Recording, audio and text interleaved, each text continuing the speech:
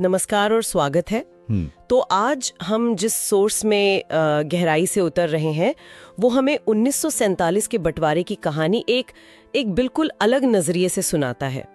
मतलब यहाँ आजादी के जश्न का शोर नहीं है, बल्कि उन लाखों लोगों की आप कह सकते हैं खामोश चीखें हैं जो इतिहास के पन्नों में कहीं दब सी गईं। बिल्कुल। ये सोर्स पाकिस्तान के जन्म को किसी राजनीतिक जीत की तरह नहीं देखता, नहीं बल्कि एक त्रासदी की तरह है। हाँ, इंसानियत की सबसे बड़ी हार में से एक।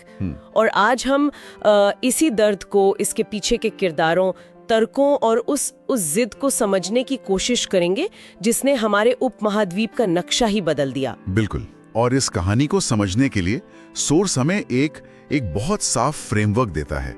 उसका केंद्रीय तर्क यह है कि पाकिस्तान किसी स्वाभाविक जरूरत से पैदा नहीं हुआ। अच्छा। ये कुछ लोगों की राजनीतिक महत्वाकांक्षा, अंग्रेजों की फूट डालो और राज करो की नीति और एक ऐसी जिद का नतीजा था जिसकी कीमत आम इंसानों ने अपने खून से चुकाई। तो आज हम उन्हीं मोड़ों पर चलेंगे। हाँ बिल्कुल, उस पुराने भारत से लेकर जहां अलगाव की बात तक नहीं थी, फिर जिन्ना की बदलती राजनीति से होते हुए विभाजन की उस भयावहता तक जिसे ये सोर्स मानवता पर लगा सबसे गहरा जख्म कहता है। चलिए फिर शुरू से शुरू करते हैं।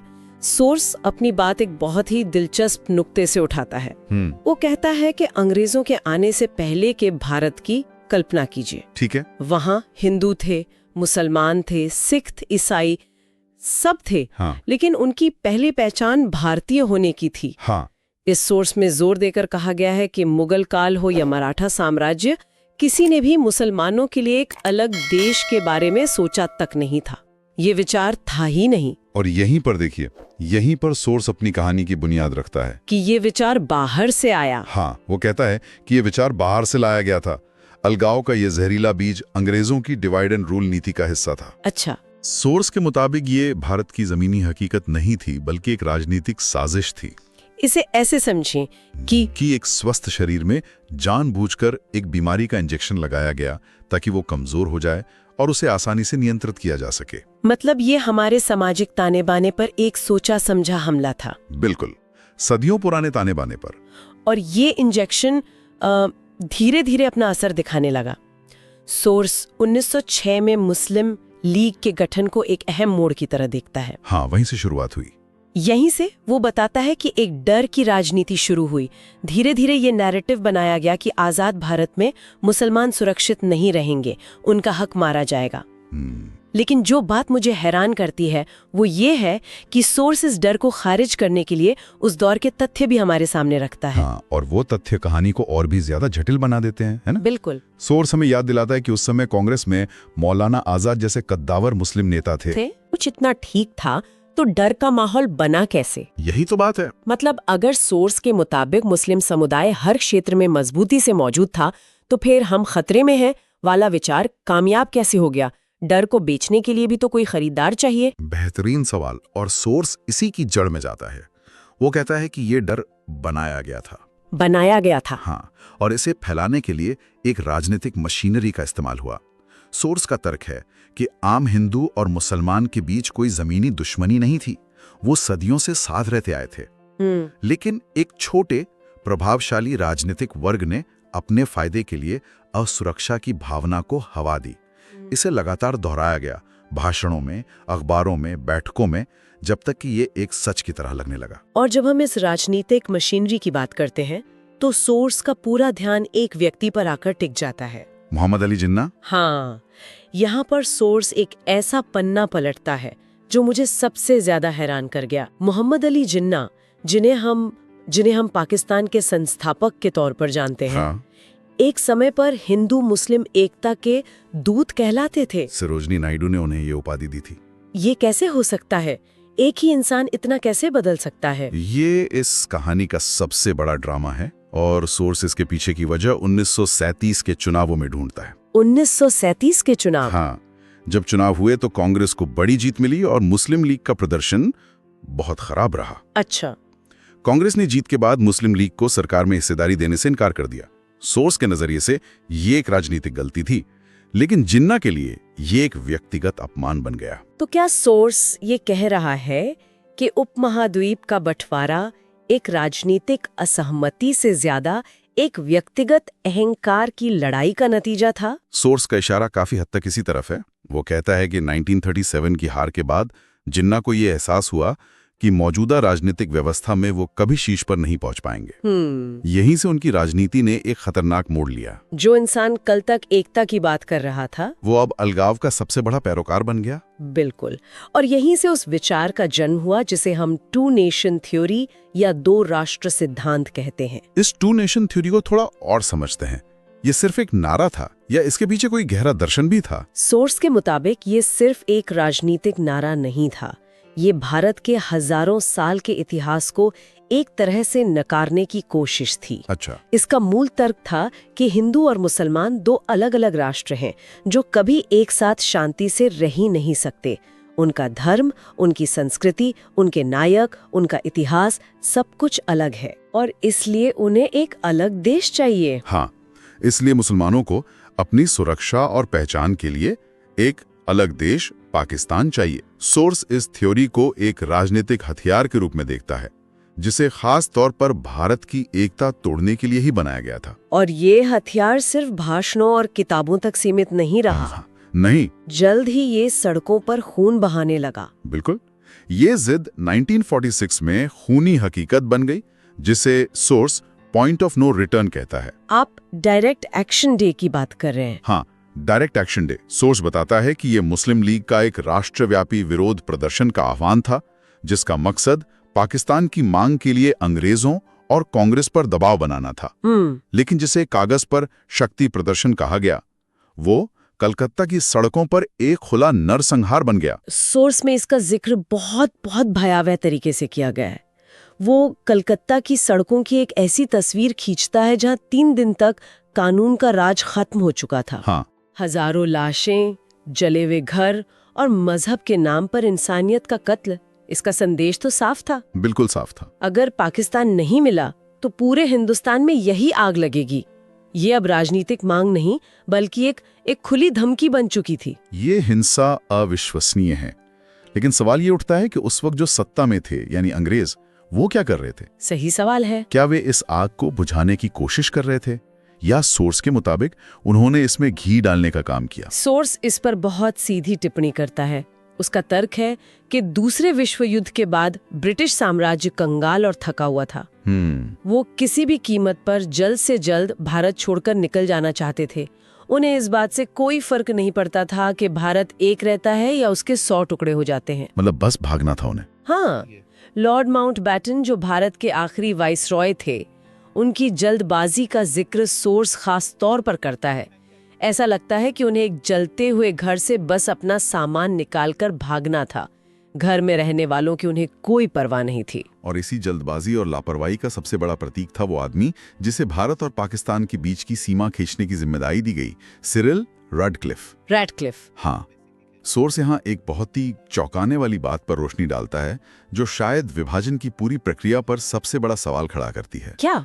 रैडक्लिफ, एक ब्रिटिश वकील जिसे सीमा आयोग का अध्यक्ष बनाया गया, वो इससे पहले कभी भारत आया ही नहीं था। एक मिनट, आप कह रहे हैं कि जिस आदमी ने करोड़ों लोगों के घर, खेत और भविष्य को एक लकीर से बांटा, हाँ, उसने वो जमीन कभी अपनी आंखों से देखी ही नहीं थी?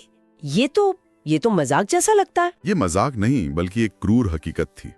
आप सोचिए जरा, करोड़ों लोगों की तकदीर एक ऐसे अजनबी के हाथ में थी जिसे जमीन की हकीकत तो छोड़िए, वहां के अलग अलग समुदायों, उनकी संस्कृति या नदियों के बहाव तक का अंदाजा नहीं था। उसे दिया क्या गया था फिर? उसे कुछ पुराने नक्शे और जनगणना के आंकड़े थमा दिए गए और कहा गया कि कुछ हफ्तों में एक देश को 2 हिस्सों में काट दो। कुछ हफ्तों में? हाँ। सोर्स के लिए यह सिर्फ एक प्रशासनिक चूक नहीं बल्कि ब्रिटिश साम्राज्य की उस मानसिकता का प्रतीक थी जो भारत को लोगों का घर नहीं बल्कि अपनी जागीर का एक नक्शा मानती थी। और जब नक्शे पर लकीरें खींची गईं, तो जमीन पर क्या हुआ? जमीन पर कयामत आ गई। सोर्स में दिए गए आंकड़े रोंगटे खड़े कर देते हैं। क्या थे वो आंकड़े? लगभग 1.5 करोड़ लोगों को अपने घर छोड़कर भागना पड़ा। इतिहास का सबसे बड़ा विस्थापन। 1.5 करोड़। और अनुमान है कि इस हिंसा में 10 से 15 लाख लोग मारे गए। बाप रे। लेकिन ये सिर्फ आंकड़े नहीं है। सोर्स हमें उन तस्वीरों के अंदर ले जाता है। वो उन ट्रेनों की बात करता है जो एक तरफ से जिंदा लोगों को लेकर चलती थी और दूसरी तरफ सिर्फ लाशों का ढेर बनकर पहुंचती थी। वो उन औरतों की बात करता है जिनके साथ अकल्पनीय हिंसा हुई, उन बच्चों की बात करता है जो अनाथ हो गए। ये आंकड़ा इतना बड़ा है कि इसे समझ पाना भी मुश्किल है। 15 लाख लोग, ये आज के किसी बड़े शहर की पूरी आबादी खत्म हो जाने जैसा है। इसीलिए सोर्स एक बहुत शक्तिशाली पंक्ति का इस्तेमाल करता है। ये आजादी नहीं थी, ये मानवता की हार थी। मानवता की हार। हाँ, इसका सार यही है कि राजनीतिक फैसले लेने वालों ने, चाहे वो जिन्ना हो, कांग्रेस के नेता हो या अंग्रेज, इसके जमीनी परिणामों के बारे में एक पल के लिए भी नहीं सोचा। उनकी जिद और जल्दबाजी में आम इंसान कीड़े मकोड़ों की तरह कुचल दिया गया। कागज पर खींची गई एक बेजान लकीर ने असल में जिंदा इंसानी जिंदगियों, हंसते खेलते परिवारों और सदियों पुरानी साझा संस्कृति को बीच से काट दिया था। तो 14 अगस्त 1947 को पाकिस्तान बन गया। लेकिन सॉस के मुताबिक ये एक ऐसा जन्म था जो खुशी से ज्यादा अपने साथ सवाल और अव्यवस्था लेकर आया। नए बने देश की हालत कैसी थी? सॉस इसकी एक बड़ी ही अराजक तस्वीर पेश करता है। सोचिए, एक देश बना है लेकिन उसकी कोई तय राजधानी नहीं है, कोई संविधान नहीं है, उसकी कोई केंद्रीय अर्थव्यवस्था या प्रशासनिक ढांचा नहीं है। सब कुछ शून्य से शुरू होना था। सॉस की भाषा में कहें तो पाकिस्तान योजना से नहीं, गुस्से और जिद में बना देश था। और इस शुरुआती उथल पुथल में एक और बड़ी घटना हुई जिसने देश के भविष्य पर गहरा असर डाला। हाँ, आप जिन्ना की मृत्यु की बात कर रहे हैं। सितंबर 1948 में पाकिस्तान बनने के सिर्फ एक साल बाद मोहम्मद अली जिन्ना की मृत्यु हो गई। और उनके जाने से सॉस के मुताबिक जो देश का एकमात्र सर्वमान्य नेता था वो चला गया। देश पैदा होते ही एक तरह से नेतृत्व विहीन हो गया। इसके बाद पाकिस्तान में जो हुआ, सोर्स उसे पाकिस्तान के मूल विचार की सिलसिलेवार विफलता के रूप में देखता है। सत्ता के लिए संघर्ष शुरू हुआ और उस खाली जगह को भरने के लिए सेना आगे आ गई। और यहीं से पाकिस्तान में सेना के राजनीतिक दखल का लंबा और कभी न खत्म होने वाला दौर शुरू हुआ। बिल्कुल, लोकतंत्र की हत्या हुई, बार बार सैन्य तख्तापलट हुए और राजनीतिक अस्थिरता देश की पहचान बन गई। और सोर्स यहाँ एक बहुत ही चुभता हुआ और मौलिक सवाल पूछता है। क्या? पाकिस्तान का मुख्य वादा क्या था? यही कि ये मुसलमानों के लिए एक सुरक्षित पनाहगाह होगा। हाँ, यही तो आधार था। पर क्या वो वादा पूरा हुआ? सोर्स इसका जवाब साफ तौर पर नहीं में देता है। हाँ, वो बताता है कि आज भी पाकिस्तान में शिया, अहमदिया, हजारा, बलूच और दूसरे समुदाय लगातार हिंसा और भेदभाव का शिकार होते हैं। और अल्पसंख्यकों, चाहे वो हिंदू हों, सिख हों या ईसाई, उन पर अत्याचार की खबरें तो आम हैं। तो सोर्स ये सवाल खड़ा करता है कि अगर ये देश मुसलमानों के लिए ही बना था तो फिर यहाँ मुसलमान ही एक दूसरे के खून के प्यासे क्यों हैं? और इसी तर्क को अपने अंजाम तक पहुंचाने के लिए सोर्स 1971 की लड़ाई और बांग्लादेश के निर्माण का उदाहरण देता है। और ये उदाहरण टू नेशन थियरी के तरबूत में आखिरी कील की तरह है। कैसे? सोर्स का तर्क बहुत सीधा है। अगर सिर्फ धर्म ही एक राष्ट्र का आधार होता तो पूर्वी पाकिस्तान, जो अब बांग्लादेश है, कभी अलग नहीं होता। क्योंकि वहां भी ज्यादातर लोग मुसलमान ही थे। बिल्कुल, लेकिन उन्होंने पश्चिमी पाकिस्तान के खिलाफ बगावत कर दी। क्यों? क्योंकि उनकी भाषा, उनकी संस्कृति और उनका मानवीय सम्मान धर्म के ऊपर भारी पड़ गया। तो 1971 ने ये साबित कर दिया कि लोगों को जोड़ने के लिए सिर्फ मजहब का नारा काफी नहीं होता। बिल्कुल। तो अगर हम इस पूरी चर्चा को समेटें तो इस सोर्स का निचोड़ ये है कि पाकिस्तान का बनना कोई ऐतिहासिक जरूरत नहीं थी। नहीं, ये कुछ नेताओं की सत्ता की भूख, अंग्रेजों की शातिर चाल और एक व्यक्ति की जिद का नतीजा था। और इस राजनीतिक खेल की कीमत लाखों बेगुनाहों ने अपनी जान, अपने घर और अपनी पहचान देकर चुकाई। बिल्कुल, सोर्स का अंतिम संदेश यही है कि जो देश नफरत और अलगाव की नींव पर खड़े किए जाते हैं, वे अक्सर अपने अंदरूनी विरोधाभासों में ही उलझ कर रह जाते हैं। सुकून और स्थिरता वहां मिलती है जहां की नींव संविधान, आपसी सम्मान और इंसानियत के उसूलों पर रखी जाती है। सोर्स के मुताबिक जो देश खून पर खड़ा होता है वो अक्सर अपने ही पैरों पर मजबूती से खड़ा नहीं रह पाता। ये सोर्स हमें सोचने के लिए एक बहुत अहम और आज भी प्रासंगिक सवाल के साथ छोड़ जाता है। क्या सवाल? इसकी पूरी कहानी इस विचार से निकली त्रासदी पर आधारित है कि अलग अलग धर्म या पहचान के लोग एक राष्ट्र के रूप में एक साथ नहीं रह सकते। यह हमें ये सोचने पर मजबूर करता है कि जब हम अपनी राजनीतिक, धार्मिक या किसी भी तरह की पहचान को अपनी साझा इंसानियत से ज्यादा महत्वपूर्ण बना देते हैं तो उसके परिणाम कितने विनाशकारी हो सकते हैं।